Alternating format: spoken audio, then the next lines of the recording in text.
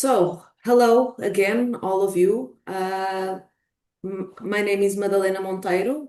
I am going to speak today with Felipe about the potential changes to the citizenship law, and also we will be addressing some legal opinions that we have collected throughout our activity to better clarify all the changes that now are happening in Portugal. So let me just, I don't know if you are seeing my screen. Okay, so uh, I am the founder of a law firm in Portugal that is called Liberty Legal, and we are an independent legal services provider in Portugal and in Italy. We have offices both in Lisbon and Milan, and our focus is on immigration and citizenship law, namely on the Portuguese Golden Visa and on the Italian investor visa. Today we have here Felipe Eusébio. He's the founding partner of Ana Bruno. Welcome, Felipe. Let us know just a little bit about you. Thank you, Madalena, for the invitation and for taking part in this venue. I'm a lawyer. I've been a lawyer for 23 years, working a lot in immigration. I'm a managing partner of my firm called Ana Bruno Associados. We are dedicated to all areas of law, but myself have been involved a lot in the immigration sector. And I thank you very, very much for the opportunity to be here today. Thank you, Flip. So just to let you know how we are going to organize this webinar. First of all, Flip is going to speak a little bit about the context and a little bit about the timeline and explain how we have arrived up until this point. And on the second note, I will pass on through to speak about the main changes, which I believe pretty much our audience is familiar with, but we will go change by change and to understand the legal points around each one of them. So now I will pass on the word to Flip. Flip, you can start. Thank you so much. As a start to this conversation, I would like to say first and foremost that I've been myself receiving a lot of emails, of course, since last Friday when the discussions around the changes to the law were being discussed and voted at Parliament. It is important to understand that we finished effectively a step in the process of changing the citizenship law, but we have of course one step ahead of us, which is now Parliament sending the law to the Portuguese president, and at the same time the decision that the Portuguese president may have when confronted with the text of the law. So we may still have additional steps ahead of us, namely the possibility of the president sending the law to the Constitutional Court.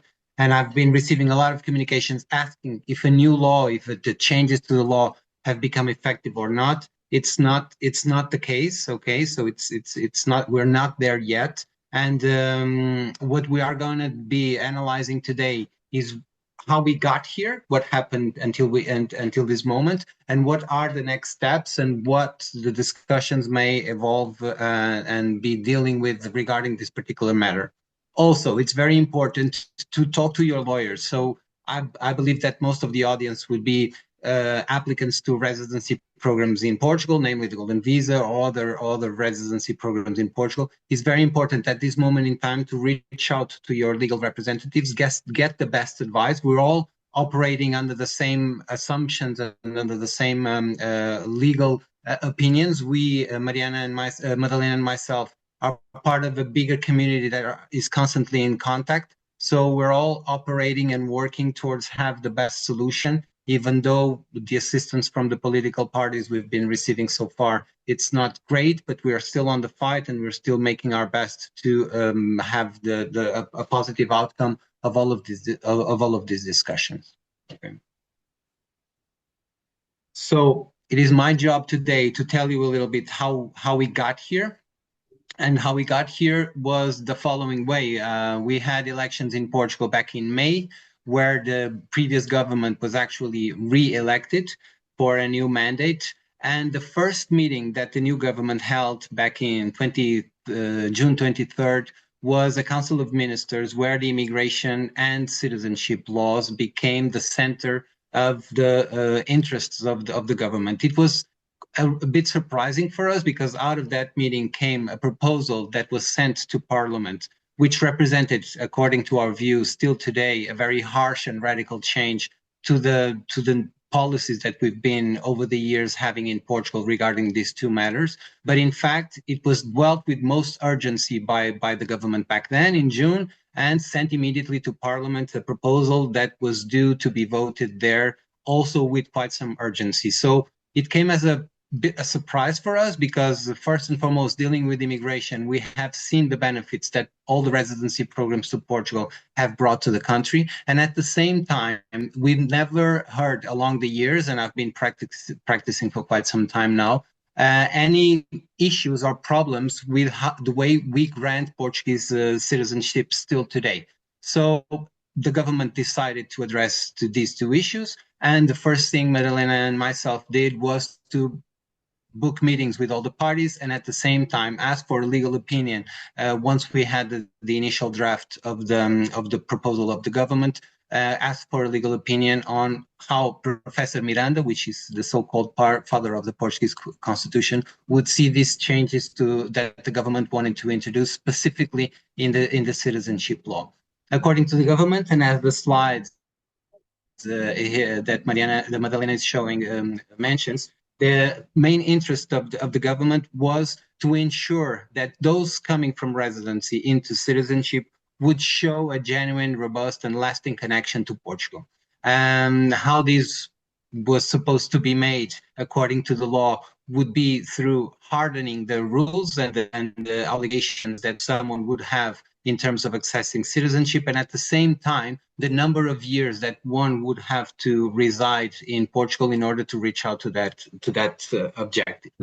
So it was so quick that on July 6th, the Parliament in the Assembly started to vote the changes to the law that were proposed by the government. And the fact that we had asked for Professor Miranda's legal opinion, as I mentioned, suddenly came to that discussion.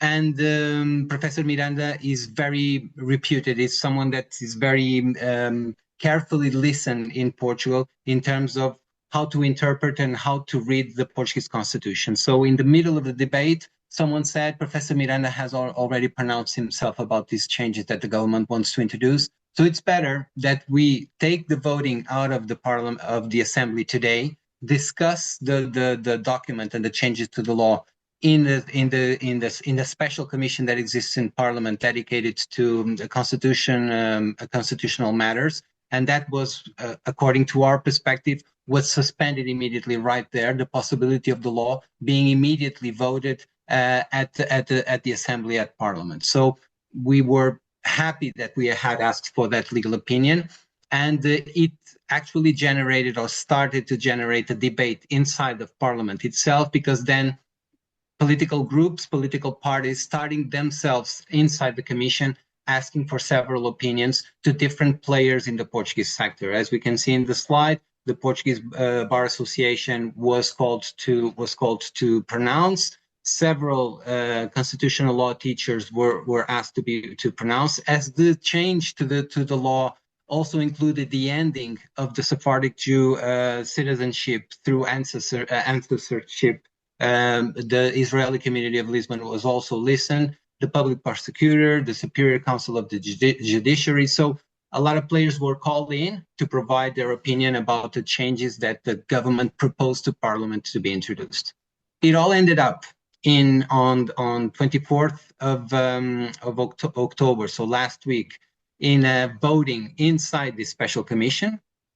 Madalena was there. I was away out of Portugal and couldn't be there, but it was a vivid discussion with parties expressing their intentions and their views about the changes.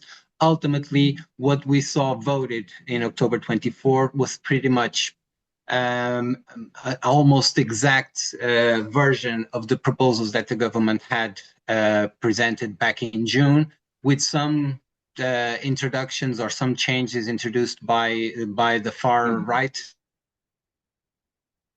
party, and the parties at the left that, for instance, foresaw the possibility of introducing a grandfathering clause were completely left aside. This document was then voted on October 28th, so last Tuesday at the Assembly. Again, there was some last-minute changes. There was some discussions around the possibility of someone that gained citizenship losing it if committing crimes, etc. So there was some discussion around it. But the final text was finally voted at the Assembly on October 28th, and it's now due to be sent to the President of Portugal so he can take a decision on what to do next, as Madalena will explain in more detail next. So as a timeline, as you can see, as I've explained, this is the moments, the relevant moments we had so far. I would just point out that we are now going to step 4. The President of the Republic will now receive the document. He can take one of 3 decisions, whether to send it to the Constitutional Court, and then the court will have to pronounce itself, whether to send it for publication if he agrees with the text and finds nothing against it, or whether to veto it and send it back to Parliament with some considerations on the reason why he's vetoing it. If he does it, the document will go to the Parliament, and then if the Parliament ultimately approves it and disregards the opinion of the President, then the law will be published as is. So this is where we are right now. It's we're not at the end of the legislative process. But already far ahead in the discussion, of course. So right now, thank you very much, Felipe, for that overview. Now I will address the key proposals that mainly affect golden visa applicants. There are several different proposals, but for today and to be more productive with everyone's time, we will just focus on the changes that have direct implications on people that have residency by investment applications ongoing in the immigration office. So the first one is extending the number of years from 5 to 7 for national also of Portuguese-speaking countries or citizens of the European Union, and 10 years for all the other citizenships. The second most important change is the changes to the counting mechanism, in the sense that now this new proposal revokes the law that was approved in April 2024, that was approved on a context where there was an extreme delay from the immigration office to process all the applications and to introduce some justice in how these applications were handled. It was changed last year, and the clocks started to count from the moment of the submission. But now the clock is supposed to start only after the residence permit is issued. Third point, there are some stricter integration criteria. The law predicts a civil knowledge test about rights, duties, and democratic values, as well as a formal solemn declaration of loyalty to the Portuguese democratic system. I will now go through the different legal opinions that were sent to the Parliament before they made the final vote. We had, as Felipe was saying, public entities that provided their opinion. We had academic professors also providing their legal opinion. Most of them, they are not unanimous, but I will want to go entity by entity to understand what is the position of each one. So we will go through the public entities. First of all, the Lawyer Bar Association in Portugal was called to provide a legal opinion about the proposal of the government, and I can say that I can resume all this their opinion on the fact that they consider that this is a discriminatory requirement that violates the principle of equality, that stipulates that nobody can be discriminated against according to their origin. So this is a problematic issue because the fact that there are 2 different categories of citizens, even though some constitutionalities believe that there is a special reason why a special connection, historical connection with CPLP countries. The fact is that the Portuguese Constitution, as well as the European Convention on Nationality, forbidden to establish different criteria according to the country of residence. Also, the Superior Council of Magistrates, even though they recognize that the fact that the laws about citizenship are a reflect of a political choice, the proposal needs to be adjusted to comply with the principle of protection of trusts.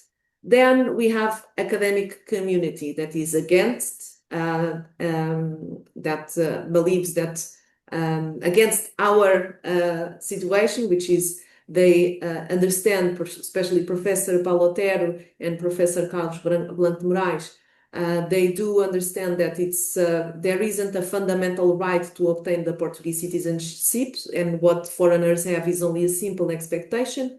And it's complemented by the legal opinion of Professor Carlos Blanco de Moraes, states that the applicant's expectations are not compatible with the status of legitimacy. So these opinions, overall, are not favorable to our position, because they understand that, and we agree that it's a political choice to change the citizenship laws. But obviously, there are some academic community, and it's quite plenty, that understands what is being mentioned here, especially Professor Jorge Miranda and other professors, that ultimately, as I was saying, the Constitution does not allow a distinction of applicants according to the country of origin. And also there is something on the base of this proposal, which is the fact that we have now a set of rules that are only applicable to citizens that have been naturalized. And the Constitution also forbids the distinction between Portuguese by origin, which is Portuguese that acquired citizenship because of bloodline, and Portuguese that became naturalized. Once applicants become Portuguese, there must be no distinction between originary and naturalized citizens. Also, there are some opinions that say, even though the principle of legal safety is in the Constitution, there might be measures that may be applicable retrospectively, but they must be justified and substantiated according to factual data. So this means that, okay, there's a possibility of having measures applied retrospectively, but there should be some reasons that are strong enough to justify why this is going to be applicable also to pending cases. Also, there is a lot of criticism around the fact that this new law uses several indeterminate terms, such as knowledge of the Portuguese culture, civil suitability, also the criteria of having economic sustainability is offensive of the principle of equality that is also predicted in the Article 13 of our Constitution.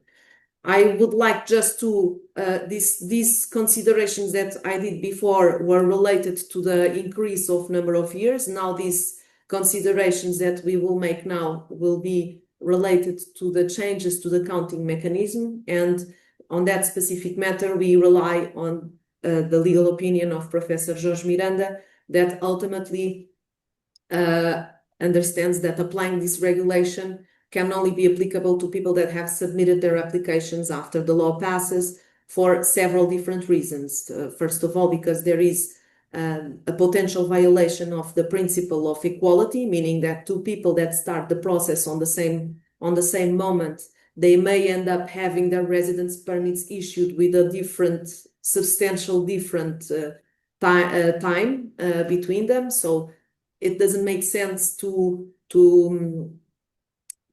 have this rule applicable as it is, because it may offend the principle of equality.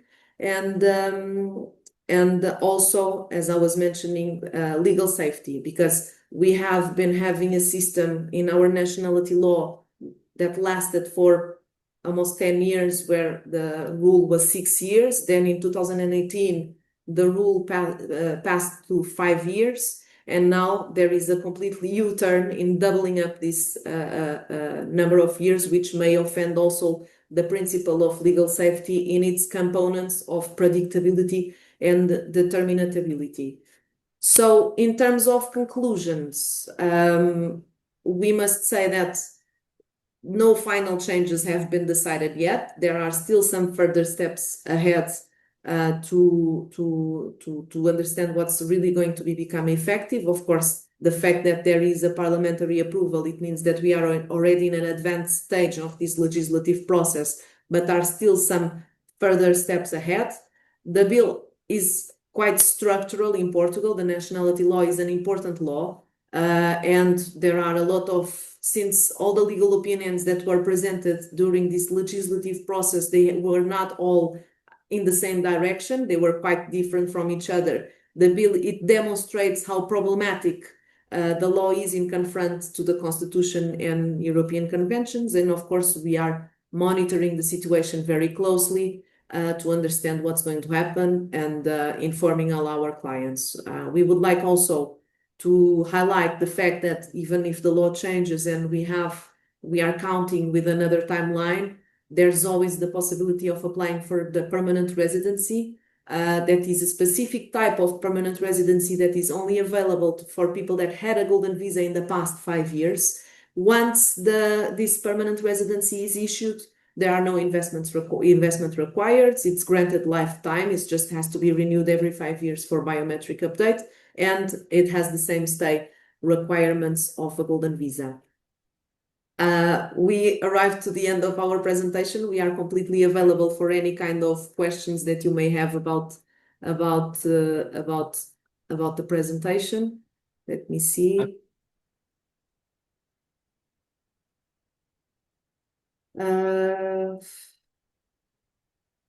So, Flip, maybe I will pass along some questions to you. Sure. I can respond to some of them. So, one of the comments here is that nationality law states something subjective, like ties to the community. How does a golden visa investor who follows the minimum stay requirement can provide such ties to be eligible for the citizenship application? Yeah, so it falls exactly in the indeterminate terms, and it's common in the Portuguese legislation. So it's not new that we have this sort of vague mentioning in the law, and then we try to figure out what it is. We have a good example now in the changes that was made to the golden visa law back in 2023, where they say indirect investment in real estate is not allowed for golden visa investment. So we're all left with the assuming ourselves what's the indirect investment in real estate and try to figure it out. So traditionally, what we have in terms of the golden visa applicants is minimum periods of stay. At the same time, also for permanent residency, we have an exception foreseen in the law that Madalena mentioned, is that these applicants for permanent residency effectively do not require to live in Portugal or to stay in Portugal in order to have even the permanent residency extended at the end of this duration, which is 5 years. So how do we determine what she's ties to the community? First and foremost, I would say that normally the definition of this concept would go to the regulations of the law, that we need to wait a little bit to be published. Also, we can wait a little bit longer because, in fact, the changes to 2024 made to the citizenship law were never introduced there. So we don't have any regulations so far on those changes. But I would say connections, ties to the legal community. First and foremost, the fact that you are an applicant to the permanent residency has already required you that you show proof of accommodation in Portugal. Okay, so that's one that you actually had to show once applying for permanent residency. Another one that you have to show when applying for permanent residency is the fact that you speak Portuguese. The permanent residency requires that you have at least an A2 level of Portuguese. Now, actually, the government is also going to ask you on permanent residence. We used to call it the PR, that you show elements of financial subsistence that you can provide for yourself, which is at the same time an element of connection because you show to the Portuguese government that you are financially able to sustain yourself in the country. So I would say, ultimately, if we end up without regulations that effectively tell us which elements are there to prove ties to the community, that we ultimately would have these three already figured out once we applied for permanent residency. If you want to be further ahead, normally what I'm suggesting to my clients is the following: register in a Portuguese club. I myself suggest Benfica because I'm a Benfica fan. No. So I have a lot of clients that have associated with Benfica. But this is one of the things you can do. Also, according to a lot of court decisions, which try to go around what's elements of connection to Portugal, a lot of them say that you can even have those elements in the country where you live. So I would say, for instance, there's always Portuguese communities everywhere, but if in the US, in the city that you live in, you have a Portuguese community, I don't know, celebrating the 25th of April and having a commission for those celebrations, etc. Those are the kind of things that can be done, even if you're not residing here. So to better answer the question, let's wait for the regulations. And in case those regulations do not show up, right from the permanent residency, you have immediately 3 links. If you want to further expand on those links, I would say Portuguese cultural or sports associations in the country where you live. Try to mingle with the Portuguese community somehow, just in case someone asks you for further evidence of these ties to the community. But in the overall, I think the mindset of the government is what was mentioned initially: is that you've taken a longer road to become a Portuguese. You actually have applied for the permanent residency status, and that's something already in itself. And then you've waited 10 years, you've committed 10 years of your life as a resident of Portugal in order to become a citizen. Ultimately, I think the mindset that we have in the law is pretty much this one. Thank you, Flip. I will take this question now. So, according to your past experience, how long do you think it can take for the law to be published? Just a guess estimate. So, we are dependent on several different factors. Now the bill was approved, the process in the parliament was approved, and the next step is the bill to be sent to the President of Republic. As far as we followed even today, a couple of minutes ago, we don't have yet that information. But as soon as it arrives to the office of the President has 8 days to decide whether he's going to send the bill to the Constitutional Court, or 20 days to decide if he's going to approve the bill or exercise the veto. Then we have different possibilities. So if the Constitutional Court rules the bill constitutional, the President accepts it and it becomes effective on the next day that is published in the official Gazette. The alternative is that if the President doesn't send to the Constitutional Court, but by his own belief, he exercises the political veto, then the bill goes back to the Parliament so that either it's rephrased to accommodate the President's veto, or it has to be confirmed with a majority of 2/3. Since we know that the current bill was already approved by PSD, Chega, Iniciativa Liberal, and CDS, these together, they already have the 2/3 majority. Now, Flip, for you, with a permanent residency card, after 5 years of golden visa, is there a requirement to live in the country? So no, there's an exception. Actually, you mentioned this already. So if you want to search for it, everyone, it's Article 65K of the regulations of the immigration law that specifically exempts applicants to permanent residency coming from golden visa as their route in the temporary residency permit from minimum periods of stay. General requirement on permanent residency is 24 months continuously during the 5 years of the card, or 30 months non-continuously during 3 years of the duration of the card. Article 65K specifically exempts permanent residents coming from the golden visa from these minimum periods of stay. So no stay requirements under the permanent residency. I must say, on full honesty, that I don't know if you do the same, we never talk about it, but I still recommend clients to maintain the rhythm they were having during the golden visa years, which is to visit at least 14 days every 2 years. The law doesn't mention it. It says nothing. So ultimately, if something happens, I will always have means to defend that the client didn't come because there was no requirement written in the law. But I'm still suggesting that clients can maintain that rhythm of visits to Portugal. Yes, Felipe, I think we are aligned on that. I also recommend to, even though the law is not specific, it exempts completely about any stay requirement. Just to be cautious and to prevent any kind of analogic application of the rules of the golden visa, we do recommend the 7 plus 14 days. Just another question that is connected with this one. So how is it different, the golden visa permanent residency, from the normal golden visa? So the normal golden visa, the normal I'm sorry, Madalena. Is the difference between the two permanent residencies? No, between the Oh. permanent residency for golden visa and the golden visa itself. Oh, the golden visa is a temporary residency permit, meaning that it's granted initially, and it's actually the ruling of a temporary residence. It's sort of Portugal drinking from the ruling that the EU provides to us in terms of granting this sort of permits. So the quality of the golden visa is a temporary residency permit that you have to renew in the golden visa case every 2 years.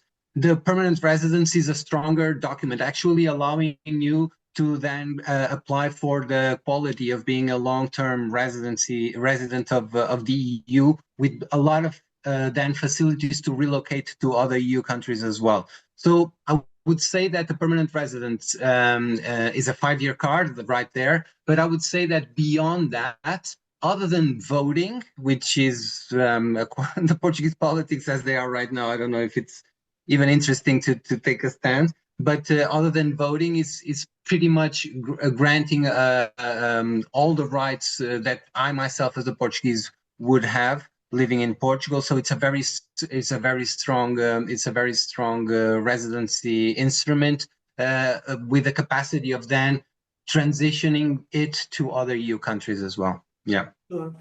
I can respond to this one. Does having a Portuguese golden visa allow someone to be exempt from the 90, 180-day Schengen area requirements? No. So the golden visa allows you to live, work, study in Portugal without any kind of limitations. But if you want to establish yourself in another country inside the Schengen area, but outside of these limitations, then you have to apply to a local residence permit. Now, I will pass on to you, Philippe. An interesting question about D7s. So what is your opinion and how do current proposals affect the D7 applicants? They affect less, and I'll tell you why. So let's operate in the worst case scenario that the law passes as it is. I'm doing a lot of D7s right now. You know that the D7s have an implication of relocation, and if D7 potential applicants or already holders of cards are listening to this webinar, be aware that the government is already controlling quite accurately entries and exits in the country. Okay, so if you're thinking of on the renewal appointment that you will be able to slide through without any proper justification that you have breached the minimum periods of stay, it's going to be even harder because there's effective border control in place right now. So it affects less because I myself am able to deal with the D7 A to Z in 7 to 9 months, and having in mind that we have golden visa applicants that have been waiting for their initial cards for 3 or 4 years. So imagine right there that if they start counting the years towards citizenship from the date of cards as the initial card, the D7 will have a card much faster than a golden visa in the overall scenario that we've been facing so far. And on everything else, the application of the law is exactly the same. So I would say D7s have the advantage of having the card faster after the application, and golden visas have been stuck in the system for far too long. If there are golden visa applicants that have been waiting in the system listening to us, be aware that we are receiving hundreds of appointments from applications of 2022, 2023, 2024, and even 2025. So it seems there's an effort from the government to clear the backlog right now, but it doesn't compensate all my clients that have been waiting in line for 3 or 4 years to get these appointments and get the initial card. It suddenly, of course, the law tells them that it's not application submission anymore, it's date of initial card. And for them, they will be seriously harmed, of course, counting 10 years from 2026 instead of 2022, of course. Okay, thank you. Also, most of the people that are here, they already started their processes, but it was announced today or yesterday by the government, a promise of clearing all the pending applications until the end of next year. That's why since yesterday we were flooded with appointments, and I believe it's part of the effort from the government to finally conclude these applications. There's a question here about what was the previous law President sent to the Constitutional Court? What was the outcome? How did it manifest this in the past? Well, the previous law that was sent to the Constitutional Court was the immigration law. Before, in the beginning of the presentation, Philippe mentioned how all of this started. It started with a meeting right after, with all the ministers, right after the elections in May, and these were the first two legislations that were approved by the government. The first one to change the immigration law. There is nothing in this law that affects in any way the golden visa. It's all about other types of residence permits. And the citizenship law. The immigration law went through a more fast process. The citizenship law, due to these inconstitutionalities that were very clear, the discussions were postponed up until this moment. But the president has sent the bill to the Constitutional Court. He provided the court a deadline of 15 days to issue the decision, and it was respected, the timeline, and the bill was ruled inconstitutional. So the bill went back to the parliament, and there were several modifications to the law. And when the bill goes back to the president after these modifications, the president was satisfied with the accommodation that the government did to the previous regulations and according to the concerns of the Constitutional Court, and approved the bill.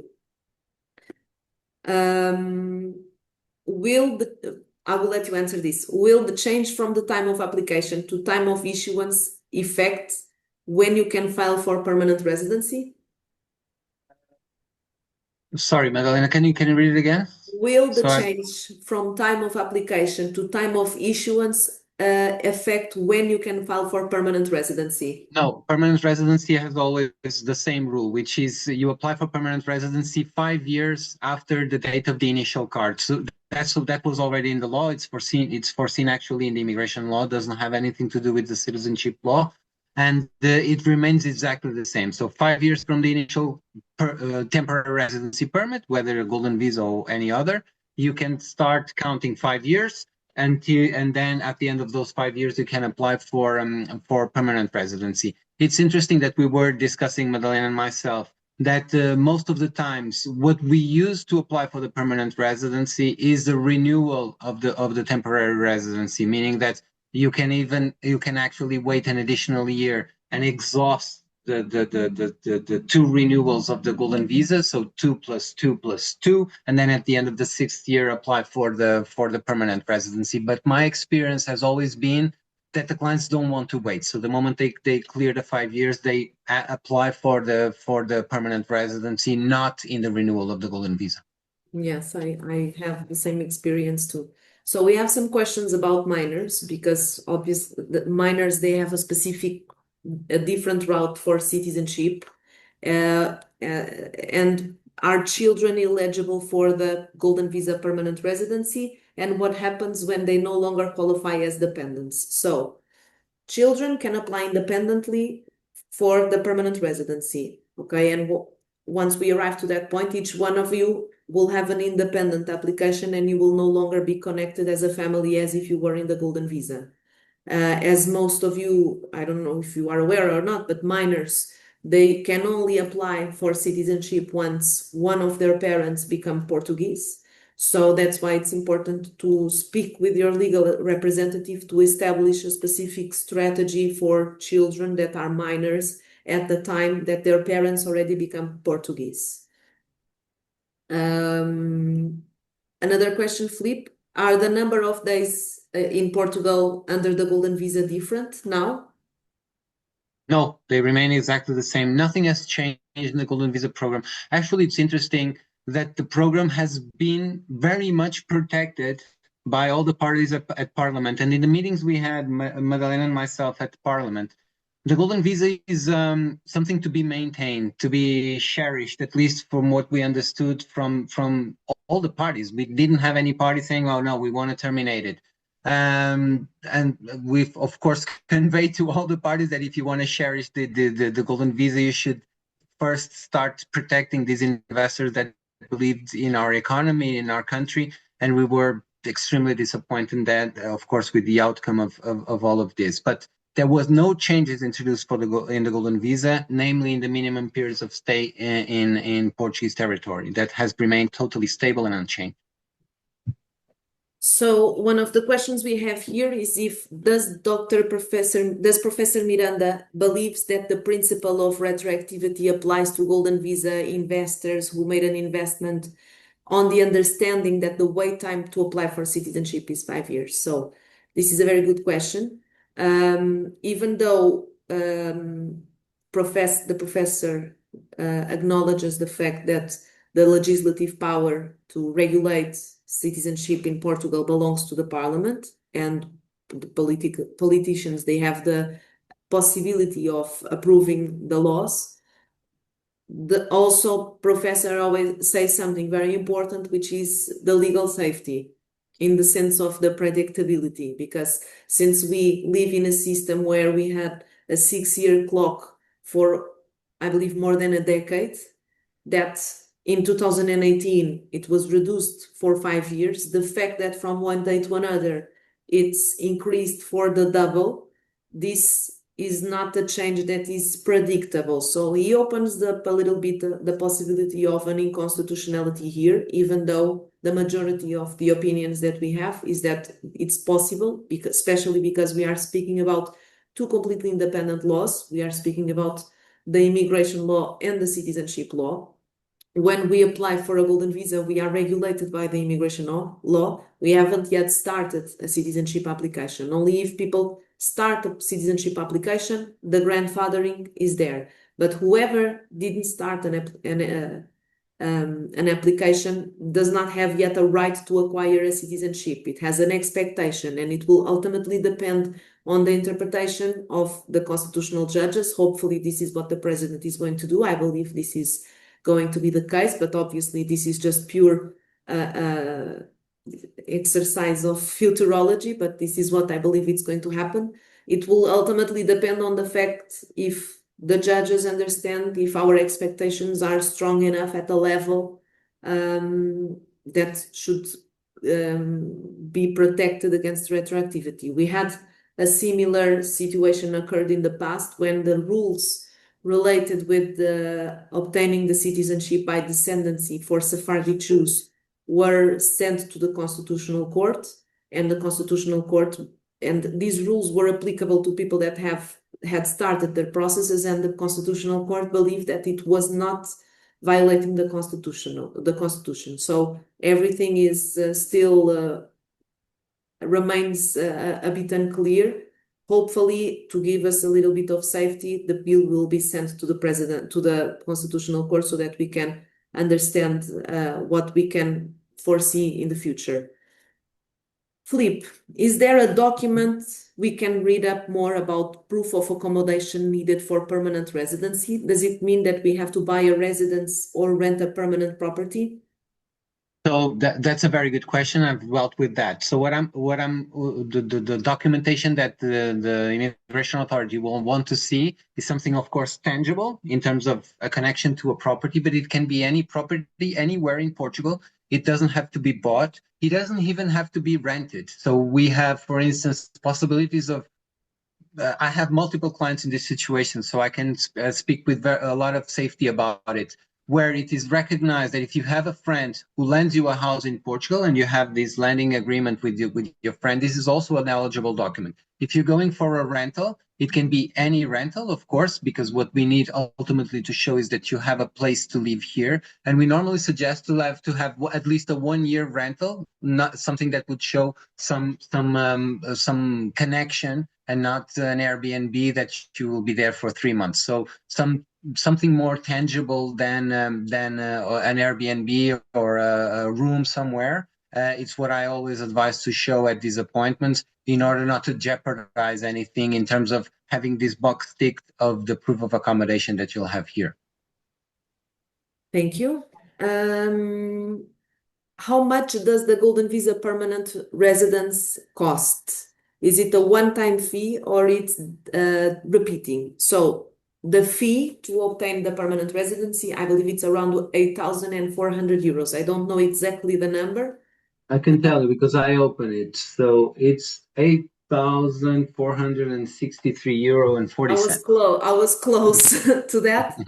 And I believe every 5 years it has to be renewed, but the renewal is cheaper than the first cards. It is. It's half the amount. It's Half 4,000. of that Yeah. amount. Yeah. Second, Madalena, yes. before you proceed, because I have a case myself on these fees, okay? Because of course this we are all operating in the assumption that during the permanent residency you will still choose to not to relocate to Portugal.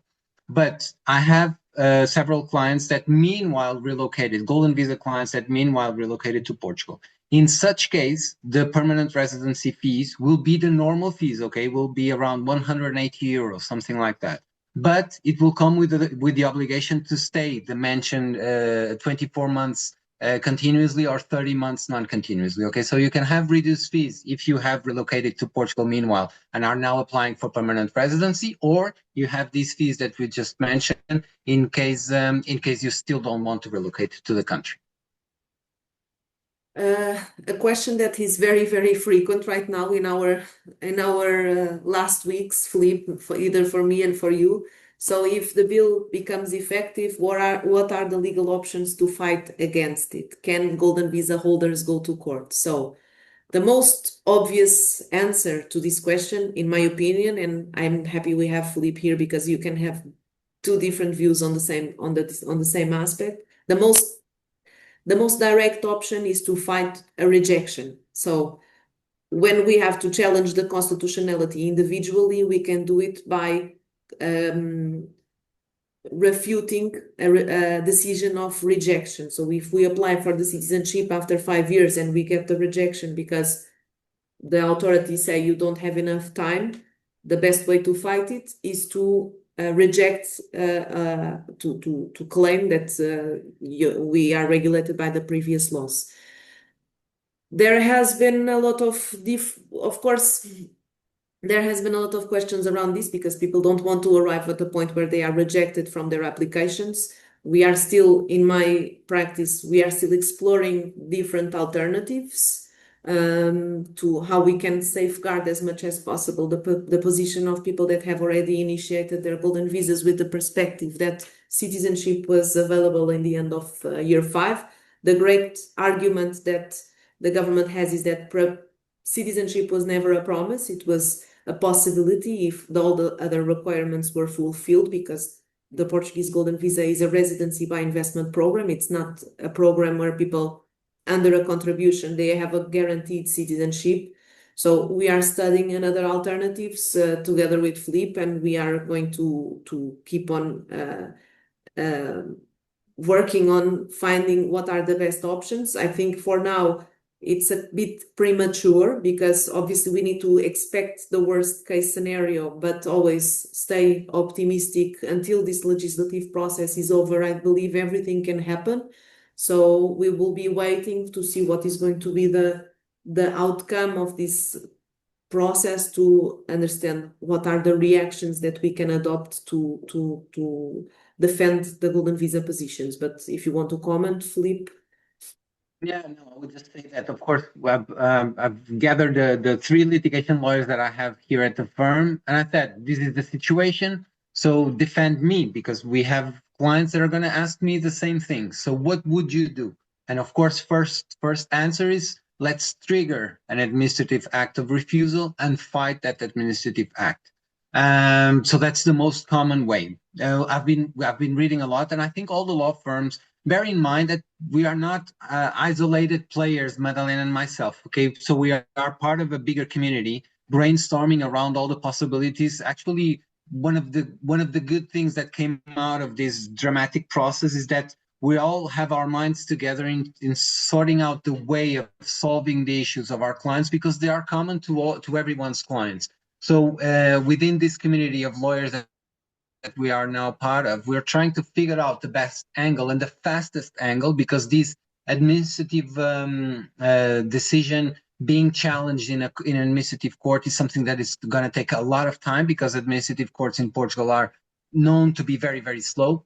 So from popular actions, which is another type of claim that we have in Portugal, where citizens can insurge themselves against something that they feel it's not correctly done, to the parliament representatives themselves asking for the constitutional court to fiscalize the constitutionality of a law, to even trying to go externally to international courts and exposing how Portugal has defrauded legitimate expectations of thousands of people that invest in billions of euros into the country, are harming the situation of those investors. We are brainstorming around which is the most effective way of reacting. And by effective, I would say something that's going to be fast, because you don't want to then be in court waiting the same 10 years that they're now imposing to us through the law, and at the same time that we'll have surety to at least have a good day in court, meaning that we're not just taking a chance and trying our best to correspond to what our clients want us to do, which is to be violent, and the situation may require us to be violent, but being violent without being effective is worth nothing. So this is what we're trying to do. Yeah. Yes. Thank you, Filipe. So another question. Any clarification about when golden visa holders can liquidate their investments? So the golden visa can be renewed without any kind of limitations as long as people maintain their investments. So if your goal is to continue to have the temporary residence permit, the golden visa, you should maintain your investment illimitedly. After you obtain the permanent residency, you are no longer required to maintain the investment. So 5 years after you obtain your golden visa, you become eligible, as Filipe said, to if you prove sufficient knowledge of Portuguese, to apply for the permanent residency. Now, Filipe, another question for you.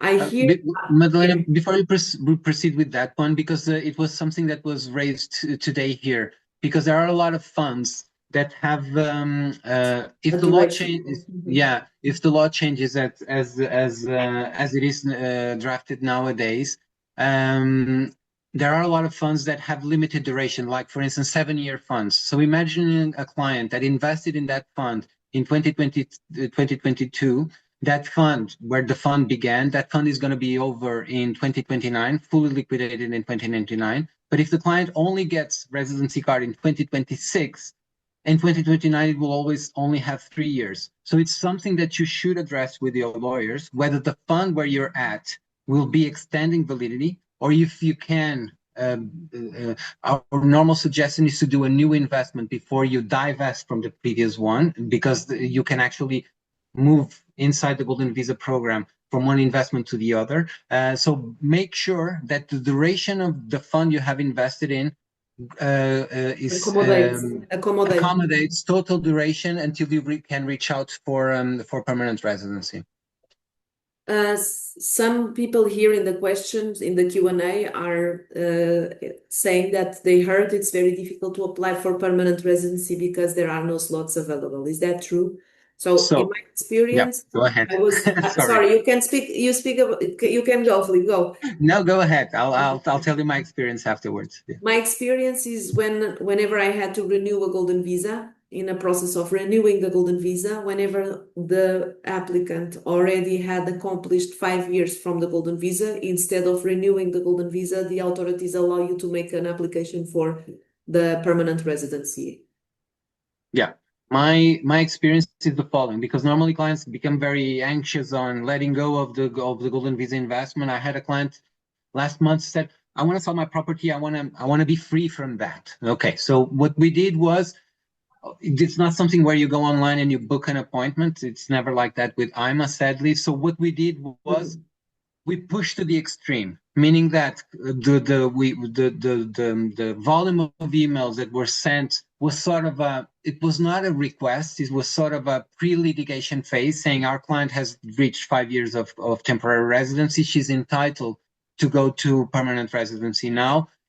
We may go to court with this, but if you grant us, of course, an appointment for this client, we will go there with her and do the do the application. So we got an answer to that application very recently. So this client will effectively be able to take the permanent residency appointment. What this shouldn't be the case. Okay, this shouldn't be the way to do it, to be pre-litigating with IMA, but normally this is how we get there. What we expect for the future, because the volume of permanent residencies will be higher, is that we'll have optimized ways of booking these appointments. And I know it's a bit of a wishful thinking, but you always have pre-litigation and litigation, of course, to assist in scheduling these appointments as well. Another question, Filipe.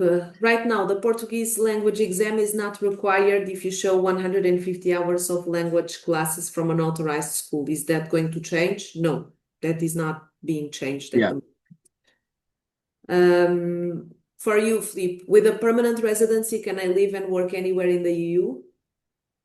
If you apply for the status of long-term resident, yes, I mean, it brings you, it facilitates to you the possibility of applying for that status of permanent residency in other EU countries. Bear in mind that working in other EU countries may come with specific regulations, local regulations, okay? But the fact that you hold a permanent residency card or the status of long-term residency granted by Portugal facilitates that the ability of then moving and working into other EU countries. Another question. Has there been any indication as to what the president might do once he receives the law to sign? It remains for me a little bit unclear. The president was my professor in University of Constitutional Law, so I know he's very sensitive to these kind of matters. We met the president before, and my guess is that he's going to send the bill to the Constitutional Court. I don't know if this is the same feeling you have, Filipe. I believe so. Yeah, I mean, I was in the same meeting, and there was one thing that was very clear was when he mentioned that after reading the legal opinion of Professor Miranda that we asked for, he thought the legal opinion to be on spot, like very, very chirurgical to the details and what was at stake in this process, to the extent that we actually asked him, what do you think the Constitutional Court would do in a situation like this? And by then, the Constitutional Court didn't have yet a chance to analyze the immigration law. So we were still a bit uncertain on what the position will be, because the last example he had on the analysis was on the euthanasia law, and ultimately said, well, maybe it's not the best law to understand whether the judges are a little bit more to the left or a little bit more to the right, because euthanasia is something that you decide with your heart and not according to politics. But the flunk that the Constitutional Court gave to the immigration law tend to let us see the orientation that exists inside the court nowadays. So I left that meeting back in July very, very hopeful that if we ended up in the situation we are in right now, that the president would send it to the Constitutional Court. Yes. I agree. Another question that is very important. What are the new laws regarding children born in Portugal to golden visa residents? So one of the aspects of this new law is to change the number of years that are needed, because under the current law that we have today, people need to be residents of Portugal, legal residents in Portugal in the past year. And what is in this new proposal is 5 years, okay? Another question. Can a child who has reached the age of majority and started to work apply for permanent residency?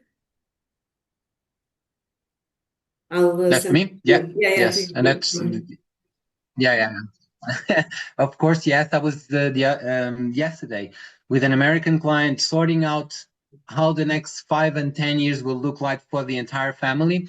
And we ended up concluding, for instance, for her 2 boys, they are 19 and 21. They will be bridged to by themselves, most likely to permanent residency. So they will apply by then. Yep.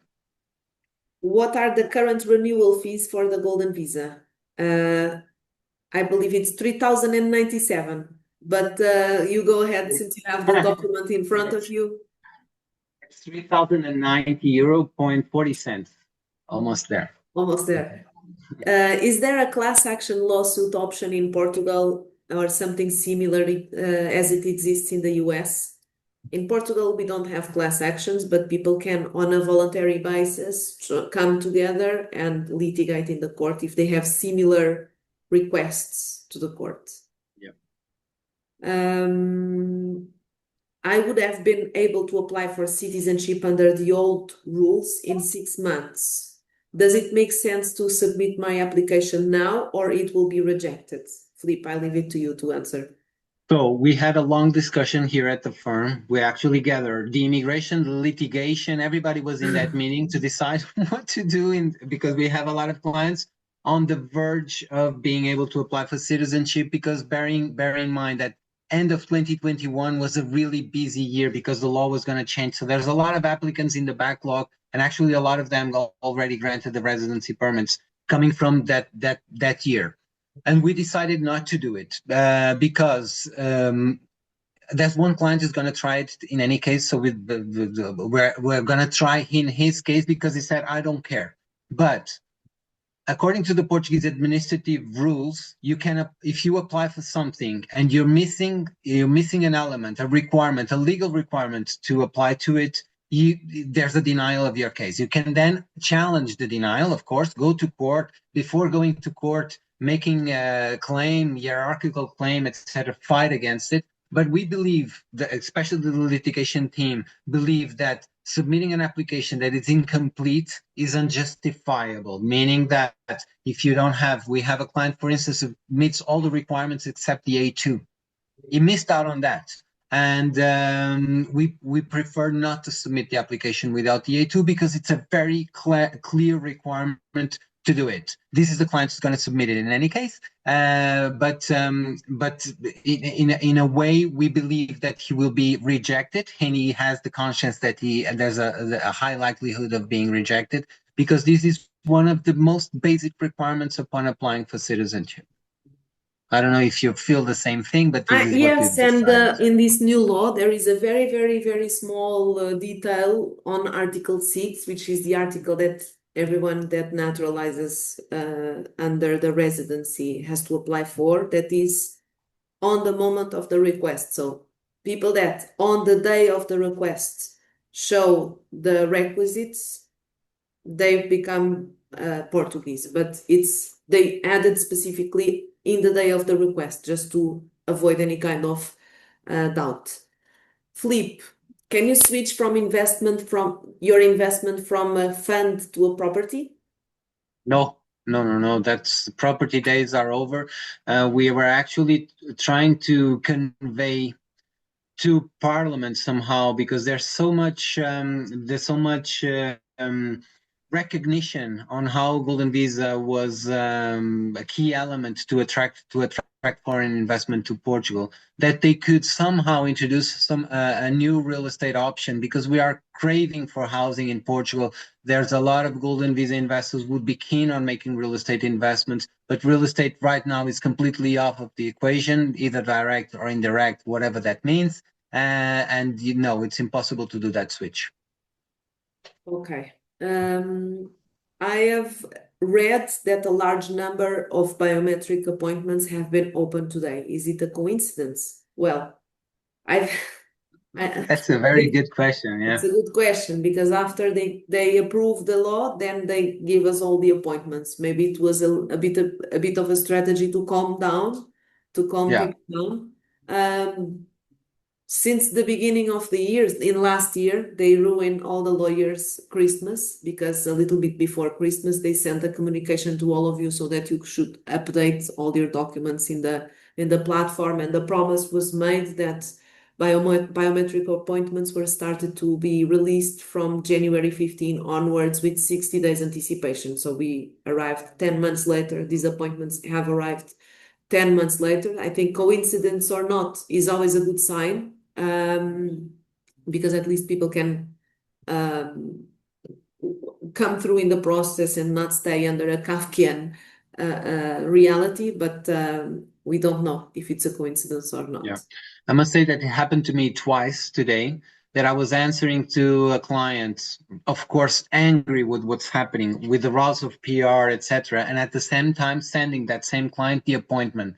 So it's somehow, I was saying it's a very good question because I felt the same, meaning that they come with us to us violently with these changes, etc., and at the same time give us what they're supposed to have been giving us 2 or 3 years ago, finally, and of course, clients' reaction is a bit of a bittersweet because, okay, so at least now I have the appointment, but I've been waiting for so long. So it leaves people a bit, I don't know how to tell you with this the bittersweet taste in their mouth on what's happening here in Portugal, of course.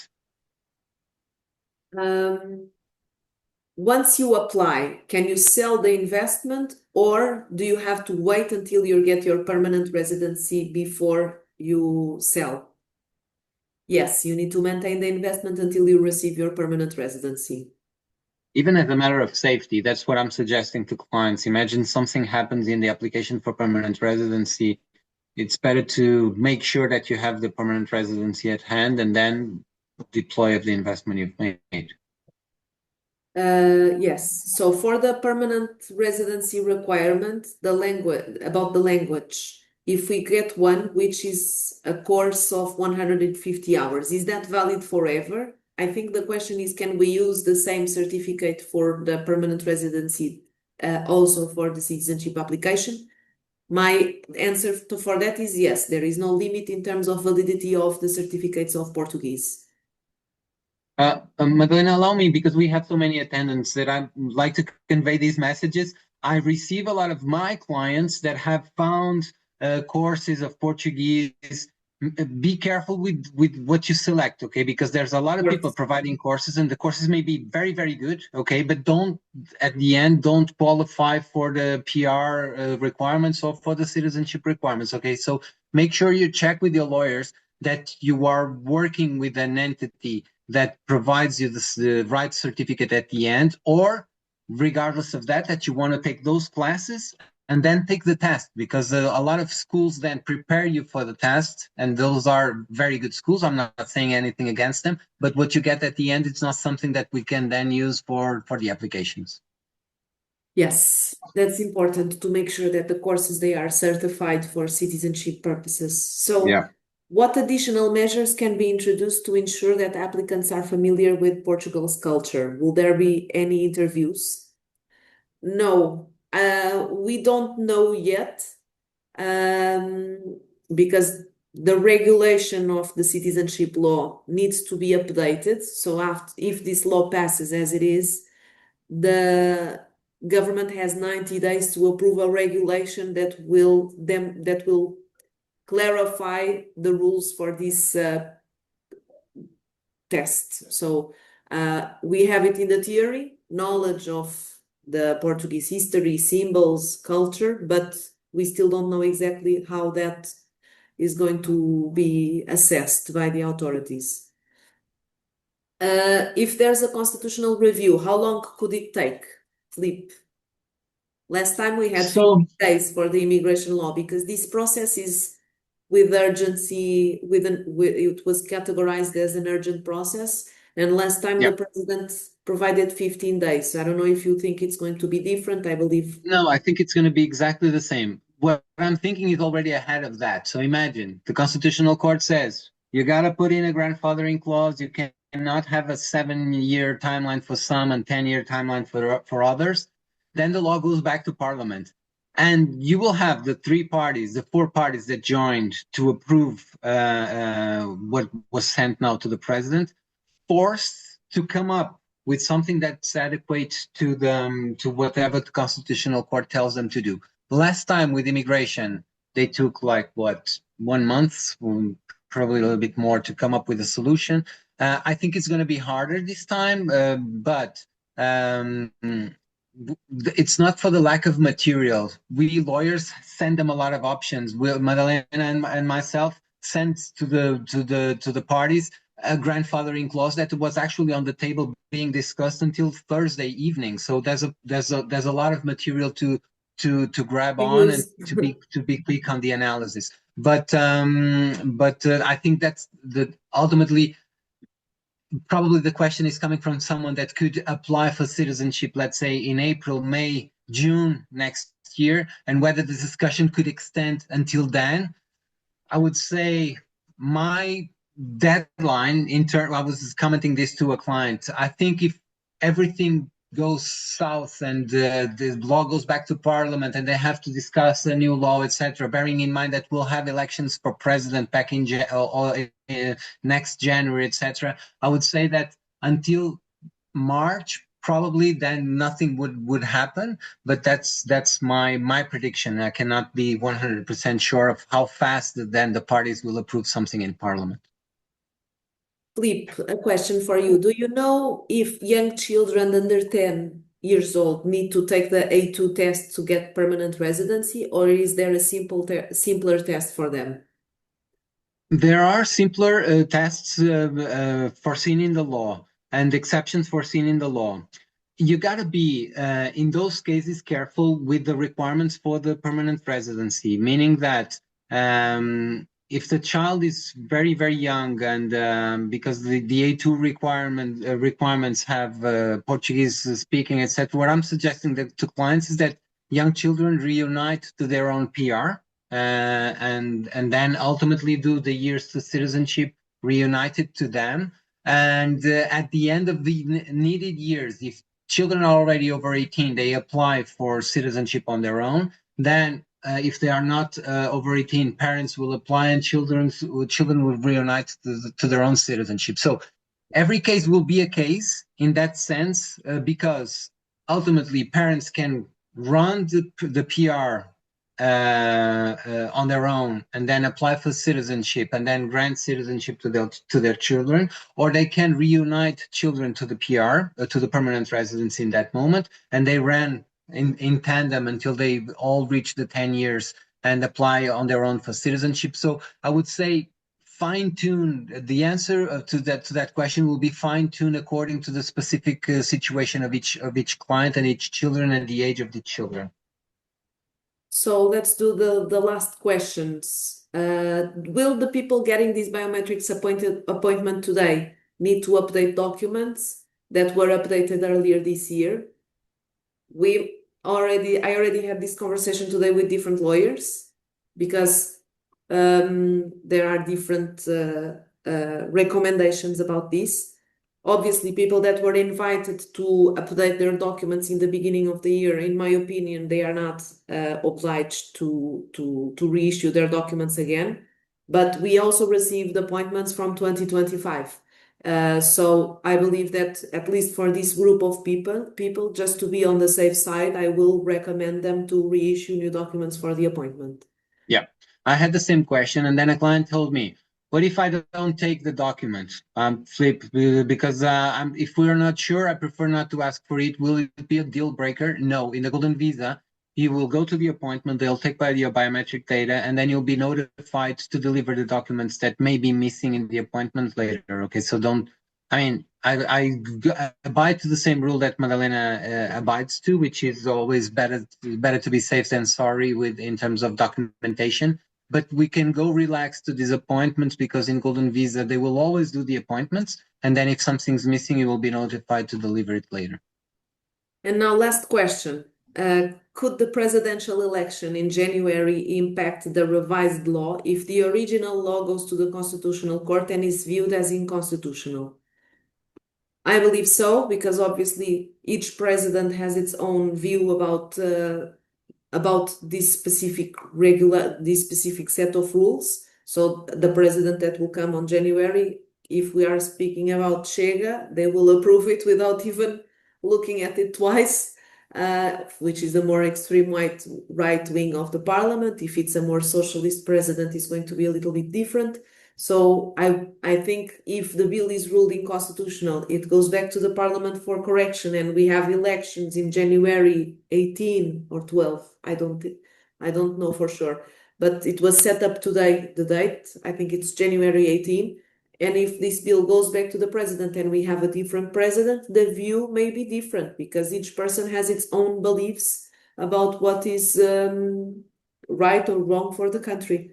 I don't know what's your take on this, but it's our last question, so go ahead, Flip. No, my view about it is the following. If the president sent it to the Constitutional Court, we are already out of political solutions. We are inside the most basic and fundamental law of Portugal. So if then the Constitutional Court says this law needs to have this and that and that. That's an order. That's coming from, I'm gonna say, from God. It's not like it should be God in the checks and balances of our political and social organization as a country. So if the Constitutional Court, for instance, says without the grandfathering clause, this law is against the Constitution, it is an order to Parliament. They have to insert it, and then ultimately, if the Parliament fixes it and sends it to a president, then a president questioning or sending or vetoing it, saying no, no, I don't like this grandfathering clause, it would be strange. So going against the Constitutional Court, if there's something that's sacrosanct still in our country, is the word of the Constitutional Court and the principles of the Portuguese Constitution. So I wouldn't see something based on the opinion of the future president. If the court has granted an order on something, that order will be, I think, respected by everyone. Still. Okay, thank you, Felipe. So I want to thank you all for being present today. It's quite a big number of participants, and we hope that it was a productive and informative webinar. We are completely available to answer any questions. You can reach out directly to me or to Felipe independently. And we are going to continue to monitor this situation extremely closely, and we will try to keep everyone as much informed as possible. Okay, thank you very much, everyone. Felipe. Thank you, everyone. Thank you so much, Madalena, for the invitation. It was a pleasure to be here today. Thank you so Thank much. you. Have a good Thank day. you. Bye. You too. Bye-bye.